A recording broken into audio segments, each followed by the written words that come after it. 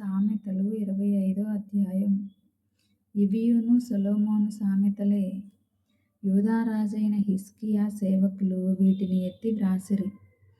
సంగతి మరుగుచేయుట దేవునికి ఘనత, సంగతి శోధించుట రాజులకు ఘనత. ఆకాశముల ఎత్తును భూమి లోతును రాజుల అభిప్రాయమును అగోచరములు. వెండిలోని మస్టు తీసివేసిన ఎడల పుటము వేయువాడు పాత్ర ఒకటి స్థిరపరచును. రాజు ఎదుట నుండి దుష్టులను తొలగించిన ఎడల అతని సింహాసనము నీతి వలన స్థిరపరచబడును. రాజు ఎదుట డంబం చూపకుము, గొప్పవారున్న చోట నిలవకుము.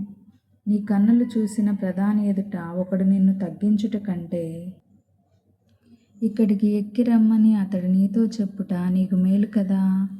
ఆలోచన లేక వ్యాజమాడుటకు పోకుము. నీ పొరుగువాడు నిన్ను అవమానపరచి దాని అంతమున ఇక నీవేమి చేయుదువని నీతో అనునేమో. నీ పొరుగువానితో నీవు వ్యాజమాడవచ్చును గాని పరుని గుట్టు బయట పెట్టకుము. బయట పెట్టిన ఎడల వినువాడు నిన్ను అవమానపరచునేమో. అందువలన నీకు కలిగిన అపకీర్తి ఎన్నటికినీ పోకుండును. సమయోచితముగా పలుకబడిన మాట చిత్రమైన వెండి పళ్ళెములలో నుంచబడిన బంగారు పండ్ల వంటిది. బంగారు కర్ణభూషణ మెట్టిదో అపరంజి ఆభరణ మెట్టిదో వినువాని చెవికి జ్ఞానము గల ఉపదేశకుడు అట్టివాడు. నమ్మకమైన దూత తనను పంపువారికి కోతకాలపు మంచు చల్లదనము వంటివాడు. వాడు తన యజమానుల హృదయమును తెప్పరిల్లజేయును.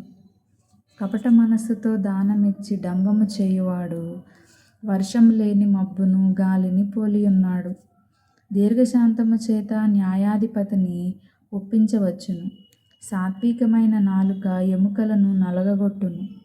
తేనె కనుగొంటివా? తగినంత మట్టుకే త్రాగుము. అధికముగా త్రాగిన ఎడల కక్కివేయుదువేమో. మాటిమాటికి నీ పొరుగువాని ఇంటికి వెళ్ళకుము.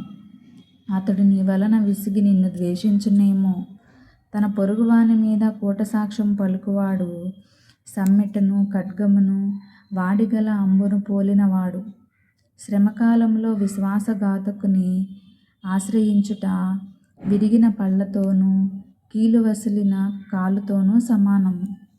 దుఃఖచిత్తునికి పాటలు వినిపించువాడు చలిదినమున పైబట్ట తీసివేయువానితోనూ సూరేకారం మీద చిరకపోయువానితోనూ సమానుడు. నీ పగవాడు ఆకలిగొనిన ఎడల వానికి భోజనము పెట్టుము. దప్పిగొనిన ఎడల వానికి దాహమిమ్ము. అట్లు చేయుట చేత వాని తల మీద నిప్పులు కుప్పగా పోయుదువు. యెహోవా అందుకు నీకు ప్రతిఫలమిచ్చును. ఉత్తరపు గాలి వాన పుట్టించును. కొండెగాని నాలుక కోపదృష్టి కలిగించును. గయ్యాళితో పెద్ద ఇంట నుండుట కంటే మిద్దె మీదనొక మూలన నివసించుట మేలు. దప్పిగొనిన వానికి చల్లటి నీరు ఎట్లుండునో దూరదేశము నుండి వచ్చిన శుభ సమాచారము అట్లుండును. కలకలు చేయబడిన ఊటయు చెడిపోయిన బుగ్గయు నీతిమంతుడు దృష్టికిని లోబడుటయు సమానములు. తేనె నధికముగా త్రాగుట మంచిది కాదు. దుర్లభమైన సంగతి పరిశీలన చేయుట ఘనతకు కారణము. ప్రాకారము లేక పాడైన పురము ఎంతో, తన మనస్సును అణుచుకొనలేనివాడును అంతే.